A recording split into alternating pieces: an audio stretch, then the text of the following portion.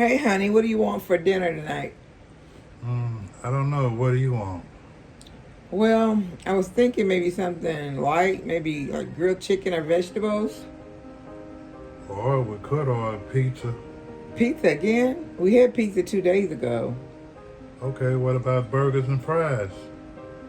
You said you were trying to eat better. I am. I'll get a dad soda with it. That is not what I meant. All right, what about fried chicken, macaroni and cheese, biscuits, and a big slice of cake? Now you're just making me hungry. You're trying to tempt me now. Look, food is supposed to make us happy.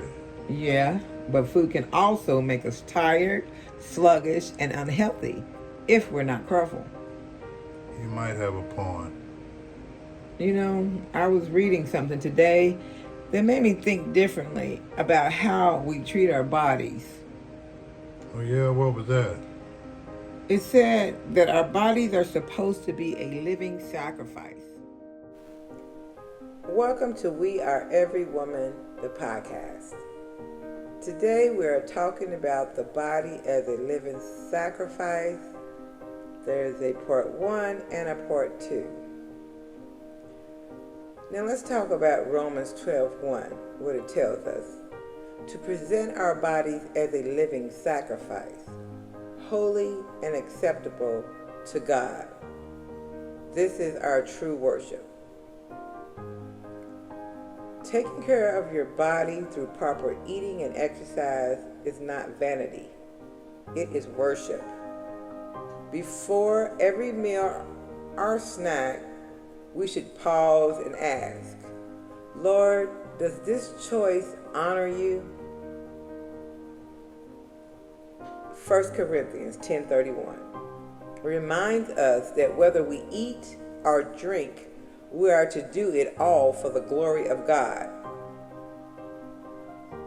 And if you're not a person that believes in God, you may still find something in here for you. Okay.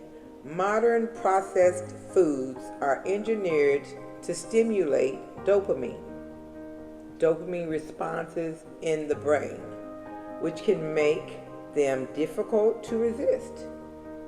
Instead of asking what we crave, we should ask what fuels our body. What fuels our body needs to do God's work. And it's okay to be into other religions. It's okay. And no shame, no nothing. Okay? Another thing we should do is prioritize hydration. Increase our fruits and vegetables. Allow your taste buds to reset from processed foods, just to get away from the processed foods. Okay, let's talk about Ephesians 2:10. This tells us that we are God's workmanship, His masterpiece. Have you ever thought about yourself as a masterpiece? I'm a masterpiece. I know I've heard people say, honey, this is a masterpiece. You know, I'm all that. I've heard people say, I'm a 10. Okay? Created for good works. Prepared in advance. Okay? Again, Ephesians 2:10 tells us that we are God's workmanship, His masterpiece, created for good works, prepared in advance. So we should look at it like exercise is not punishment. It's how we were made. We were made to move. It is preparation to serve God with excellence. If we do 15 to 30 minutes of intentional movement each day, it can strengthen our body and sharpen our focus. Okay, so when I first thought about doing this podcast, I was on a gym journey, right? And as I do my meditation in the morning, I feel God spoke to me and said, let's make this a spiritual gym journey. And I said, spiritual gym journey? How do I do that? So then I start researching. And I start looking at some scriptures that I usually read quite often, not really putting them together.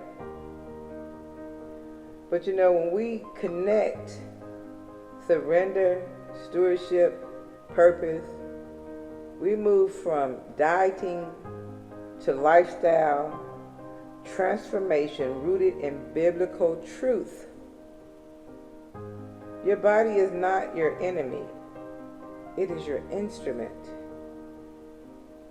So we need to honor it, strengthen it, use it for God's glory. Use it for God's glory. Because we know that movement increases circulation, oxygen to the brain, and even improves mood through endorphins. It sharpens your thinking. It strengthens your discipline. And we know this. Even when we go to the doctor tells us this. You need to move more. You need to eat more fruits and vegetables. Do we listen? Sometimes we do, sometimes we don't. And then if we look back into our history, we see the type of foods that we ate that was prepared for us. Most of it was whole foods, right? So we need to look at preparing our body to carry a purpose. We were created as a masterpiece. Okay, let's give it a purpose. Let's connect the dots, okay? We're going to connect the dots with scripture, okay? So Romans 12:1 says, surrender your body. That's what it's talking about, okay? If you want to read the whole thing, go ahead. 1 Corinthians 10:31 says, glorify God in eating and drinking. Okay, that's what that's talking about. Ephesians 2:10, remember you were created for good works. What kind of works is that? You were created to move. You were created to create. You were created to love, invent, all sorts of good works. And if you put this together, this becomes a whole framework. A whole framework. What's that framework? A spiritual discipline, a physical stewardship, and it equals lifestyle and transformation. Transformation. This is not a temporary diet I'm talking about, okay? This is not punishment. This is not obsession. It's almost like this is alignment. So when you lose weight in alignment with purpose, the transformation lasts longer because it is rooted in identity, not insecurity. And that is so funny to me. Because on my journey to working out, it's like, well, when am I going to get this? When is this going to happen? When is this going to happen? But I have to remember, you let your body do something different, okay? Now you're trying to transform your body. My trainer tells me, my son tells me, you are trying to transform your body all over again to its original state. Again, when you lose weight in alignment with purpose, the transformation lasts longer because it is rooted in identity, not insecurity. Okay, here's just a few more scriptures, okay? 1 Corinthians 6:19 and 20. Your body is a temple of the Holy Spirit. John 1 and 2. I pray that you prosper. I pray that you prosper and be in good health. Last one. Proverbs 25:28. A person without self-control is like a city broken into.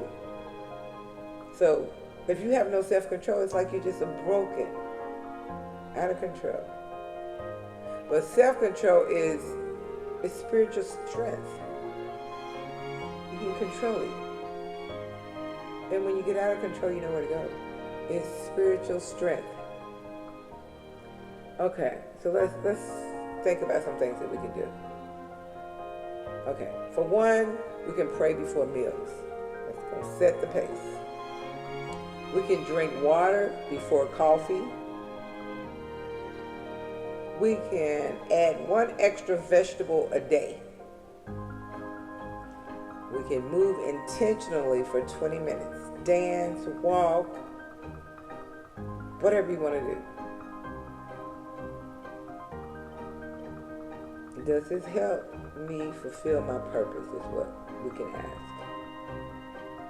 Does this help me fulfill my purpose? We can ask that question every time we eat something. Okay? You know, every woman listening today, you're not too far gone. Please don't ever think that. As long as you have breath in your body and you're still on this earth, you are not too far gone. You're not too late, and you most definitely, you're not disqualified, okay? And just remember, your body is not your enemy. It is your instrument. So let's stop fighting our body. And see, I'm speaking to myself too. I'm speaking it into existence. Let's stop fighting it. Let's start stewarding it. Okay? Significant weight loss is possible. It's possible. I've lost some. It's possible. With and without help, but it's possible. Renewed purpose is possible. Strength at 61, my age, 41, or 31. It's possible. This is not about chasing youth, okay? It ain't nothing about chasing youth. I always said I want to be an older woman that looks nice. I've done all I can. And I'm healthy, and I can enjoy my older years. I don't want to be 70 and trying to chase youth. No, I just want to be 70 and look amazing to the best of my ability, okay? Feel amazing to the best of my ability. Because it's all about honoring God for me. The purpose that I have. What am I supposed to be doing on earth? If I eat too much, I'm going to be tired. If I gain too much weight, I'm going to be tired. How can I focus on a purpose if I am just doing everything wrong as far as just eating too much, gaining too much weight? I can't move. I'm tired. I'm angry. I'm hangry. I'm mad. I cannot focus on any kind of purpose. Not at all. And I want to thank you guys for joining me today in the first part of We Are Every Woman. You know, if this part has blessed you, can you please share it with another woman? And remember, you are His masterpiece. And your body is worship. Okay? When He made us, He was like, oh, that is good. Okay? Part 2. What did God originally say we could eat? That's in Genesis 1:29. I have given you every seed-bearing plant and every tree that has fruit with seed in it. Again, for the people in the back. I have given you every seed-bearing plant and every tree that has fruit with seed in it. The magic word is seed in it. They will be yours for food. So, in the beginning, before sin, before disease, before industrial farming, God gave seed-bearing plants, fruit-bearing trees, and whole food. Notice this now. Notice nothing processed, nothing engineered, nothing chemically preserved. Hey, food was alive. Food had seeds. Food could reproduce. God's original design was whole, natural, and nourishing. What does that tell us? It tells us something. The closer we eat to how God created it, the more we align with design. I'm speaking to myself because I need to speak it into existence. Okay? I know it, but am I doing it? Yeah, I am. I am finally doing it. Now, that doesn't mean we're condemned. It doesn't mean that we're condemned if we eat differently. I'm not trying to condemn nobody. This is a podcast with plenty of information in it. If you need it, get it. If you don't, leave it and share it. Okay? So, it's not to condemn. If we eat differently, it is not to condemn. But it gives us a blueprint. It gives us a blueprint. It's a floor plan. Okay, so after the flood expanded, what permission did we have then? Did we get more to eat? What happened? In Genesis 9:3, it says, everything that lives and moves about will be food for you. Just as I gave you the green plants, I now give you everything. Okay? So here we see expansion, right? We see plant life and animal life. Expansion. Plant life and animal life. Okay?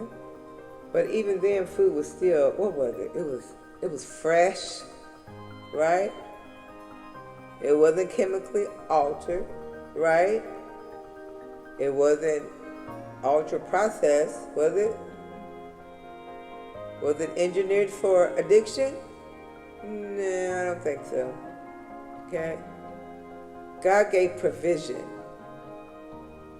What happened? Man later industrialized it. That's what happened. And that has made it hard for us.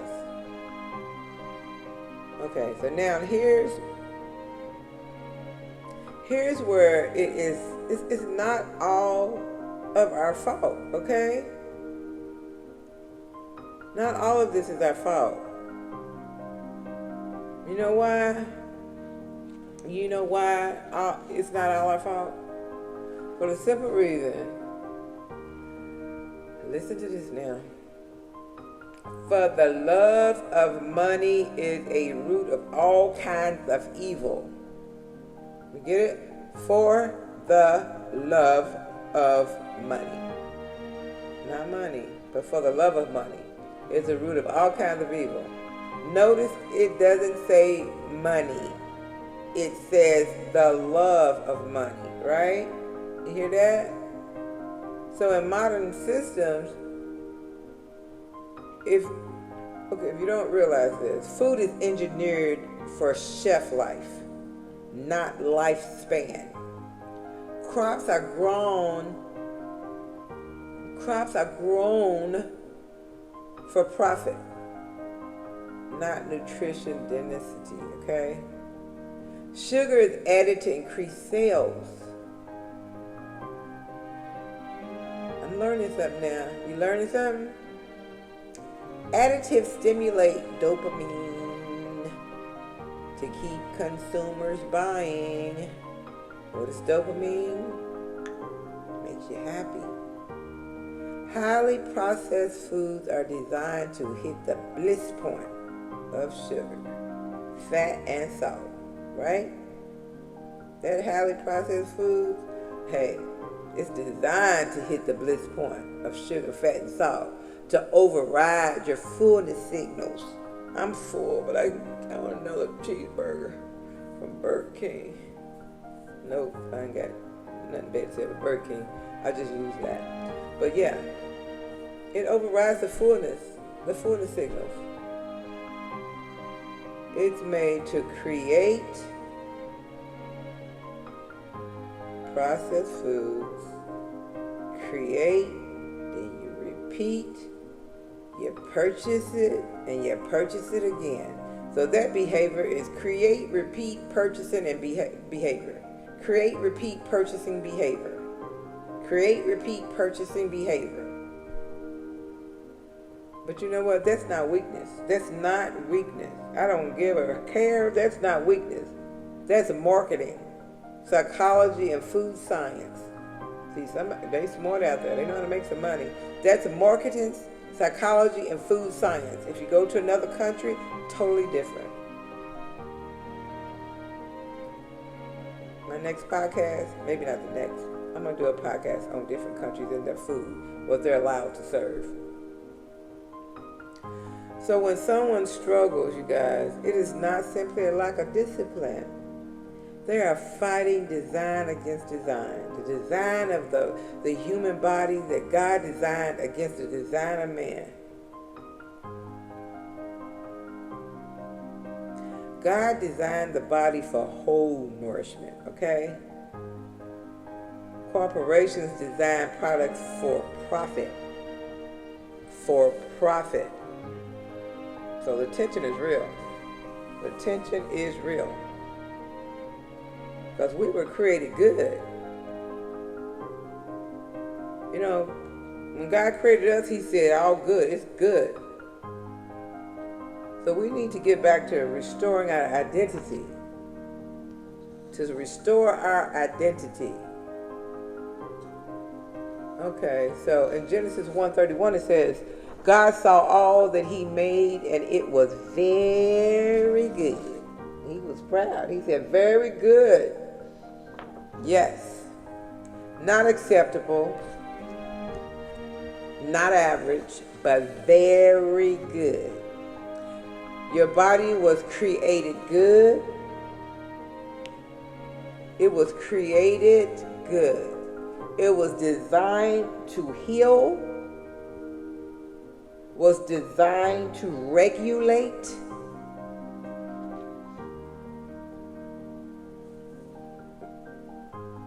Got it?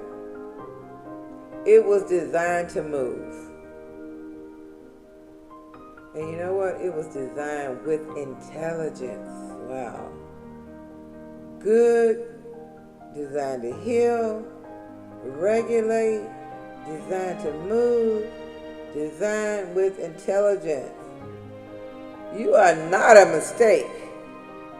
We're not a mistake. Your metabolism was not created broken.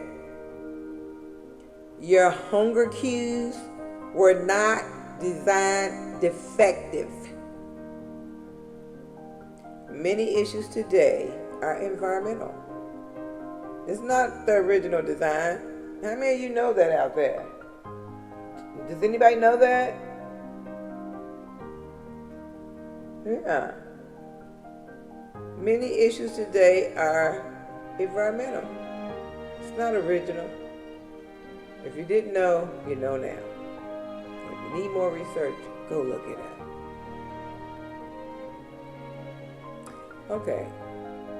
How the body was designed. How was the body designed? I mean, how does it work? I'm not a scientist or anything, but I did some research. Okay, God created hormonal balance. Not imbalance. Hormonal balance. God created hunger and fullness, signals, leptin, and ghrelin. Hope I said that right. Leptin and ghrelin. Ghrelin. He created detox systems, that liver and that kidney. He created the muscle for strength and protection. Oh, God is good, isn't He? He created fat for insulin and hormone function. That's amazing. You know, our body is amazing. And sometimes we don't even know. We don't even know the extent that our body can work. We don't even know. Some people know, that's why they call them geniuses, you know, experts. Some people know, they done figured it out. Got our doctors and our lawyers, our nutritionists and our trainers. Hey, we gotta catch up, we gotta learn. So the body works when it receives. That's interesting. When it receives nutrient-dense fuel, hydration, movement, and rest. The body works when it receives the nutrient-dense fuel, hydration, movement, and rest. But it struggles when overloaded. When it gets overloaded with synthetic additives, excessive refined sugars, chronic stress, sedentary lifestyles, it don't work right. It struggles. Tired, I'm sick, I'm hurt, I'm sad, I'm depressed, I'm mad, I'm hangry. But really, that's not shame. It isn't. It's not shame. That is physiology. That's physiology, you know? But let's get into the greed conversation. Without bitterness, okay? We're just going to get into the greed conversation without bitterness. I research, you research, they research. Okay? You can say, let's say,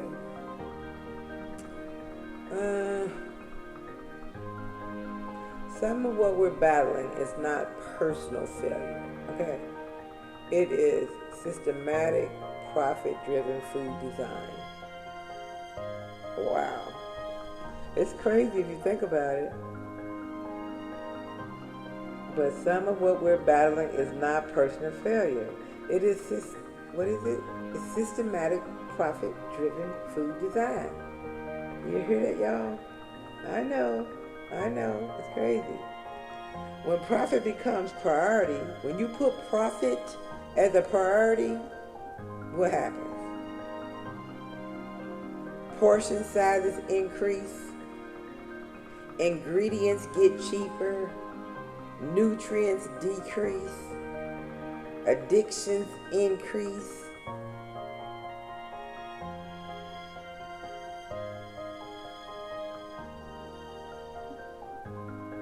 And that doesn't remove personal responsibility. It doesn't. But it removes shame. I have nothing to be ashamed of. I still have the responsibility to make a difference. But it removes the shame, you know? But, you know, we ain't crazy. We are navigating an altered food environment is what we're doing. So not crazy by far. You may not think of it every day. But when you think of it, it hits home. But what we got to be proud of is, you can be proud that your body fights to survive, right? Your liver detoxes daily. Go on, God. Your heart beats faithfully. Your muscles respond when you move them.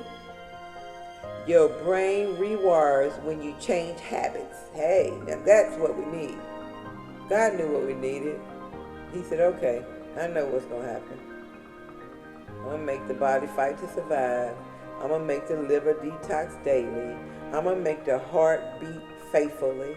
I'm going to make the muscles respond when you move them. I'm going to make brain rewire when you change your habit. I'm always going to make a way out, he said. Always. There is a way out. So, our body is not our enemy. Because our body is resilient. It is. It's very resilient.